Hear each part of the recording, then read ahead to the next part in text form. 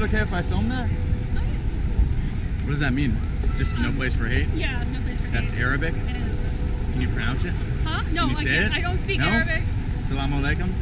I don't speak Arabic at all, but I have friends who do, so they clarified the sign. They made sure that everything was good. All right. Inshallah.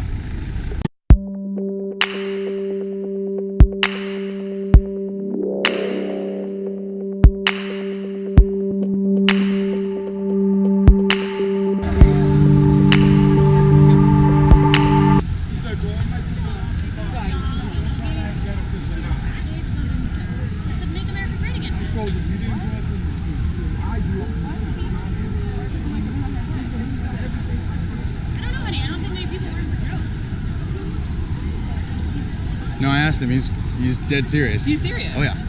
Wow. He's got I some. should get the dogs to that. Yes. Oh my goodness. Well, I just thought it would be funny if someone started petting the dogs and then they saw the hat and they said, "Oh, never mind." It was always her. She, Like, yeah. She I was goes, like, you can't pet those dogs. Yeah. Yeah, I like the shirt. The Black Sabbath matters. I was like, oh look, the dogs shirt. Fuck your hat. Can I ask you about your sign? Is that okay? Yeah. Yeah. Elaborate it for me. Basically, I just believe that when people's speech incites hate and violence against other people, different races, different genders, different sexes, then I don't think that should be free speech covered in the same way. Yeah. Because, it's violence. Should it be illegal? I mean, maybe. Yeah. I mean, I think there's already certain words that you can't say. There are hate crimes. There are slurs. I'm not a lawmaker, so I'm not really one to say whether it should be illegal or not. But I sure won't stand for it. Okay. So, are there any examples that we should look out for that you would? Yeah, I think, white supremacy just in general, saying that their whole speech is that they're better than other races, and that other races should be killed, should be subservient, should be kicked out of the country, and I think that people shouldn't stand for that, because that's not what America's about. So you condemn just hate speech completely, but you don't necessarily know if it should be illegal or not. I'd say that's accurate. Okay. Because I think technically even hate speech is protected by the Constitution. Yeah, I'm not a law scholar, so yeah. I got you.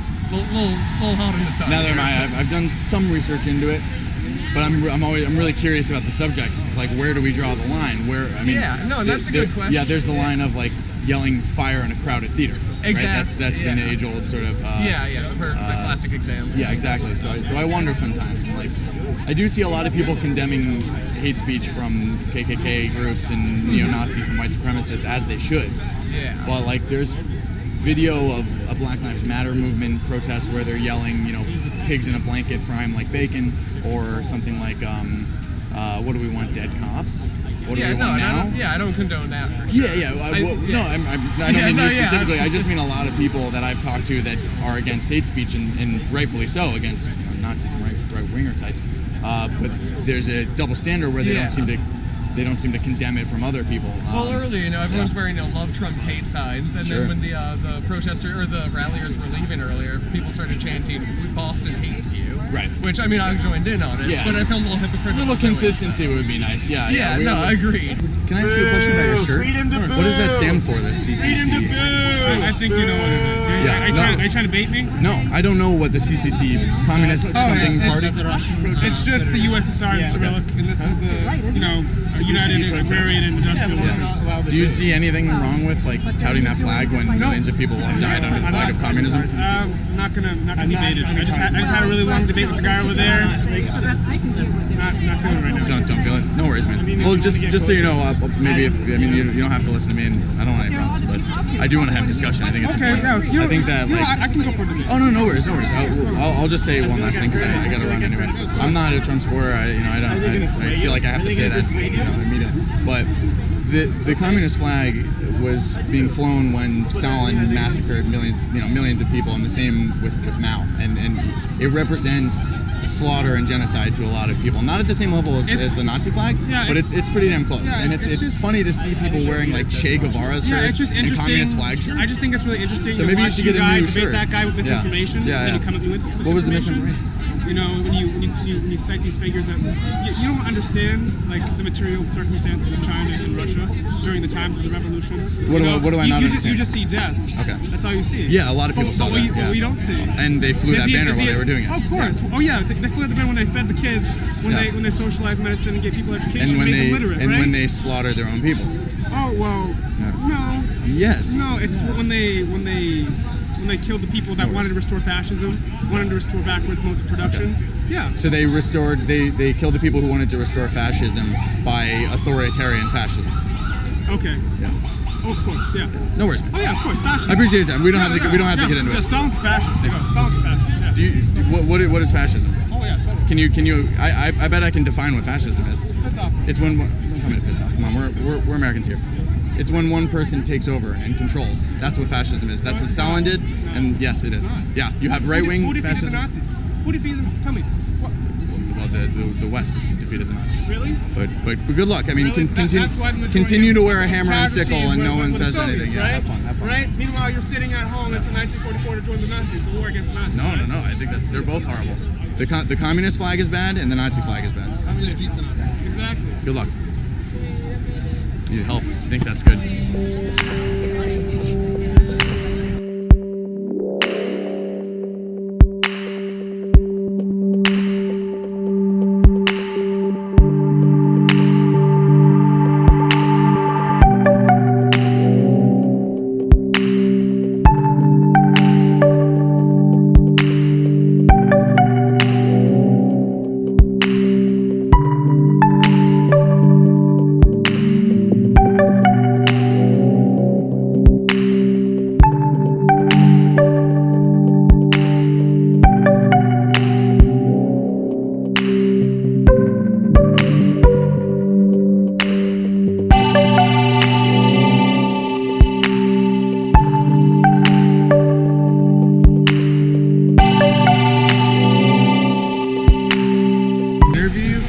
YouTube channel. Yeah, what is Give you it? the name. It's called Beacom of Light. I've got like 1,000 followers.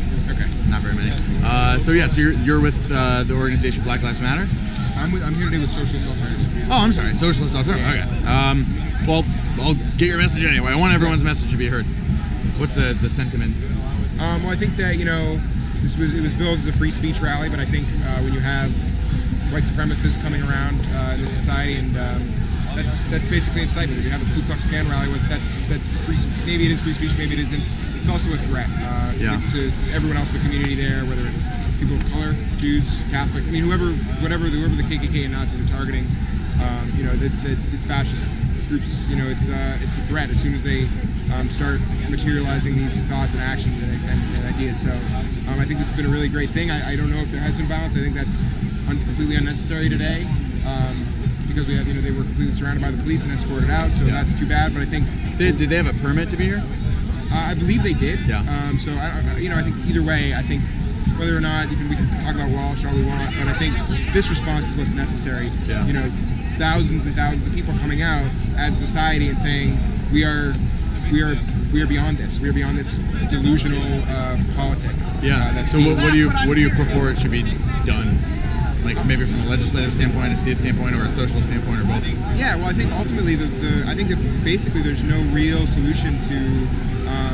I think that we're always going to have this sort of part of society that thinks that white people should be on top or whatever it may be, and that's too bad. What I think is unfortunate about the current political situation is, I think our current president is enabling these people to speak. I think that's always going to. I think people like Trump will always be in that position. Under always, in certain cycles of capitalism. So as long as we're unable to really help people of all kinds, and with a path, I think it's necessary, to the left of the planned economy, we're always going to be in these situations where people are left looking for answers that aren't the center. Yeah. And I think we're always going to be, flying back to the right because there's just nothing on the left that actually put forward good ideas. I think we saw a little of that with Bernie. We saw a little of that with Corbyn. Would you have supported Bernie? I did. Yeah, you did. Yeah. So I supported Bernie, and then I voted for Jill Stein, which in Massachusetts is I never had to think about it. Which it's a totally different game in Virginia. I would never blame anybody for voting for Hillary. But I think at the end of the day, we have these two parties that don't really provide answers, and so people look to the right and left. And I think that's why this day is so important to get ourselves out there on the left. Putting a path forward that involves targeting Wall Street, targeting, the super rich who profit and exploit off workers, rather than this far right, which targets people of color, whatever, where they can put their hands. I mean, it's just. So what sort of tax rate would you be looking at? Like, would there be different brackets? Would the 1% be taxed more than the rest of the people, or how? Oh yeah, what do you think? definitely. I mean, you look at the 50s, and I think the tax rate in the highest bracket was up above 90%, right?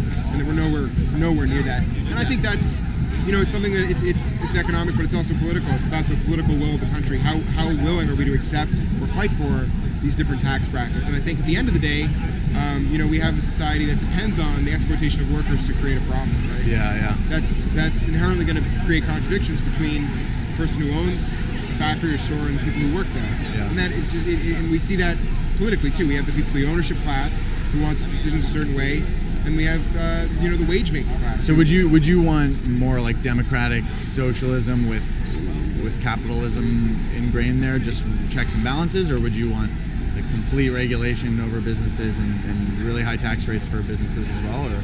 I mean, I guess I don't think that could ever happen. I don't think the political will exists for that to take place. But I do think, when we see co-ops and that type of thing, where workers actually own the things that they produce, that I think is a society we need to work towards. Not that co-ops are going to save us, but I think when we start to centralize those things, when those groups of people who do have ownership over the things they produce begin to centralize themselves and make political decisions as a class, I think that is the way. Would you ascribe more towards maybe Marxism? Is that Marxist? I got you, man. Well, thank you for your time. Oh, one last question. What do you think about people who wear the hammer and sickle? Do you have any clothing with the hammer and sickle on it? I don't. I don't think there's any. I don't think there's. I mean, I think that obviously Joseph Stalin was a dictator. Yeah. He became a dictator. That's a fact. Yeah. Killed more people than Hitler. No, that's not true. No. No. But how many did he kill? I mean, I don't know how many people died in Russia during his reign. Like he was millions. there for a while. Yeah, millions did. But of course, the entire world was fighting him for through the Red Army. A lot of that was just like the country atrophied. I mean, that's horrifying. But so what do you think about like the Bolsheviks and Red Terror, and like how do you stop someone rising through the ranks and becoming authoritarian? That's a great question. Dictatorship. I think it takes political practice. Ultimately, and then I gotta go.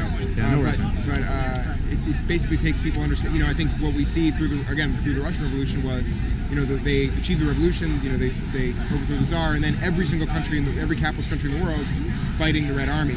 And so I think they were pretty depleted, and there's a lot of terrible things that happened.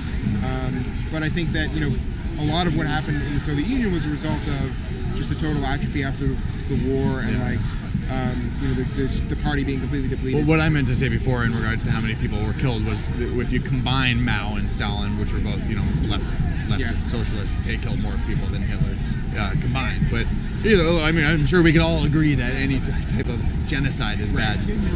So I wonder sometimes about how far on the political spectrum we can go either way. And I think one big thing, and then I got to go, is as I was talking before about sort of the need for workers' councils and committees centralizing the political politics that way, that completely devolved by the time Stalin was sort of killing people.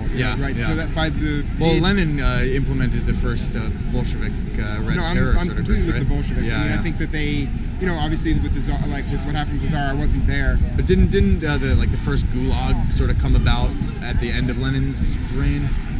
That would have been after the CP had won the war. So I mean, thanks for your time, buddy. Have a good day. Okay. Yeah. Where? Well, where are you?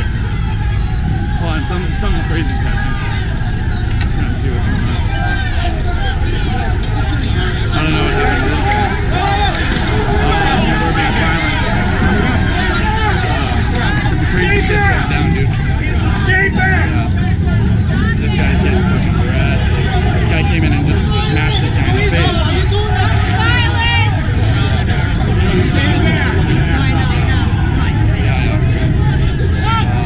Alright, let me just call you right back, alright, man?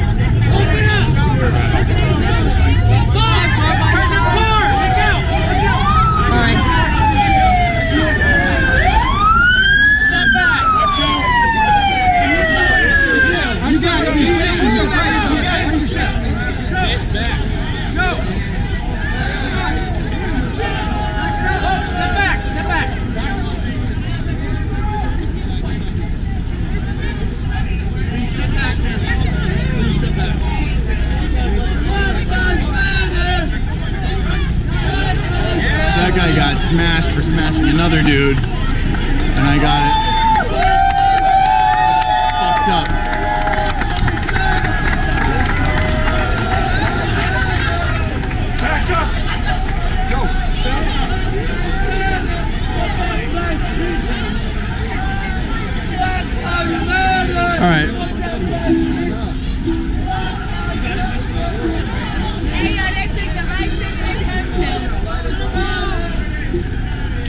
Hey, yo, fuck that KKK shit, bitch.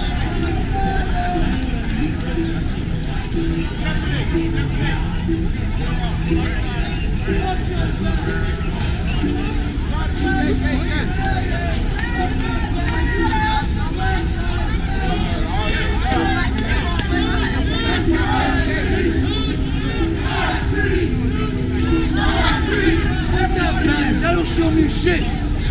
Fucking bunch of scrap ass pussies. So guys, what we just saw was a unidentified guy being arrested, and then another man coming up with a flag on a stick and smashing him in the face.